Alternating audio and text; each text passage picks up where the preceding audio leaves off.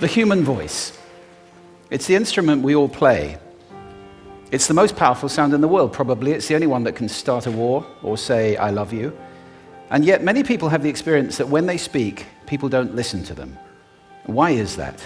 How can we speak powerfully to make change in the world? What I'd like to suggest, there are a number of habits that we need to move away from. I've assembled for your pleasure here 7 deadly sins of speaking.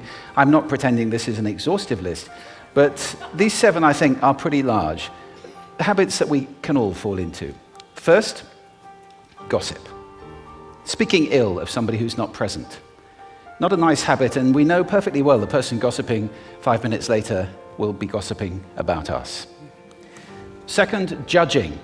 We know people who are like this in conversation, and it's very hard to listen to somebody if you know that you're being judged and found wanting at the same time. Third, negativity. You can fall into this. My mother, in the last years of her life, became very, very negative, and it's hard to listen. I remember one day I said to her, it's October the 1st today, and she said, I know, isn't it dreadful? It's hard to listen when somebody's that negative. And another form of negativity, complaining. Well, this is the national art of the UK. It's our national sport. We complain about the weather, about sport, about politics, about everything. But actually, complaining is viral misery. It's not spreading sunshine and lightness in the world. Excuses. We've all met this guy. Maybe we've all been this guy. Some people have a blame thrower.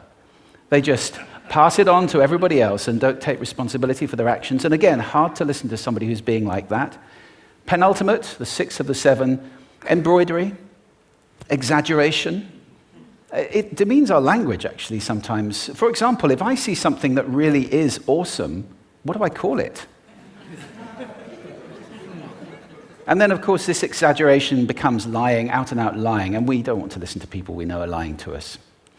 And finally, dogmatism. The confusion of facts with opinions. When those two things get conflated, you're listening into the wind. You know, somebody is bombarding you with their opinions as if they were true. It's difficult to listen to that. So here they are, 7 deadly sins of speaking. These are things I think we need to avoid. But is there a positive way to think about this? Yes, there is. I'd like to suggest that there are 4 really powerful cornerstones, foundations, that we can stand on if we want our speech to be powerful and to make change in the world. Fortunately, these things spell a word.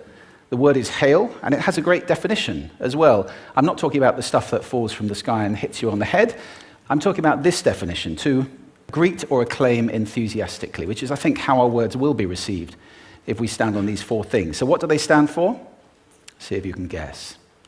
The H, honesty, of course. Being true in what you say, being straight and clear. The A is authenticity, just being yourself. A friend of mine described it as standing in your own truth, which I think is a lovely way to put it.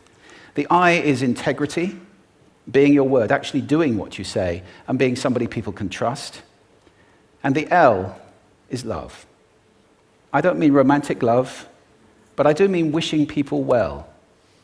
For 2 reasons. First of all, I think absolute honesty may not be what we want. I mean, my goodness, you look ugly this morning. Perhaps that's not necessary. Tempered with love, of course, honesty is a great thing. But also, if you're really wishing somebody well, it's very hard to judge them at the same time. I'm not even sure you can do those 2 things simultaneously. So, hail. Also, now that's what you say, and it's like the old song, it is what you say, it's also the way that you say it. You have an amazing toolbox. This instrument is incredible, and yet this is a toolbox that very few people have ever opened. I'd like to have a little rummage in there with you now, and just pull a few tools out that you might like to take away and play with, which will increase the power of your speaking. Register, for example. Now, falsetto register may not be very useful most of the time, but there's a register in between. I'm not going to get very technical about this for any of you who are voice coaches. You can locate your voice, however. So if I talk up here in my nose, you can hear the difference. If I go down here in my throat, which is where most of us speak from most of the time, but if you want weight, you need to go down here to the chest. You hear the difference? We vote for politicians with lower voices. It's true, because we associate depth with power and with authority. That's register. And we have timbre. It's the way your voice feels. Again, the research shows that we prefer voices which are rich, smooth, warm, like hot chocolate. Well, if that's not you, that's not the end of the world, because you can train. Go get a voice coach. And there are amazing things you can do with breathing, with posture, and with exercises to improve the timbre of your voice. Then prosody. I love prosody. This is the sing-song, the meta-language that we use in order to impart meaning. It's route one for meaning in conversation. People who speak all on one note are really quite hard to listen to if they don't have any prosody at all. That's where the word monotonic comes from, or monotonous, monotone. Also, we have repetitive prosody now coming in, where every sentence ends as if it were a question, when it's actually not a question, it's a statement. And if you repeat that one over and over, it's actually restricting your ability to communicate through prosody, which I think is a shame. So let's try and break that habit. Pace. I can get very, very excited by saying something really, really quickly, or I can slow right down to emphasize. And at the end of that, of course, is our old friend, silence. There's nothing wrong with a bit of silence in a talk, is there? We don't have to fill it with ums and ahs. It can be very powerful. Of course, pitch often goes along with pace to indicate arousal, but you can do it just with pitch. Where did you leave my keys? Where did you leave my keys? It's a slightly different meaning in those two deliveries. And finally, volume.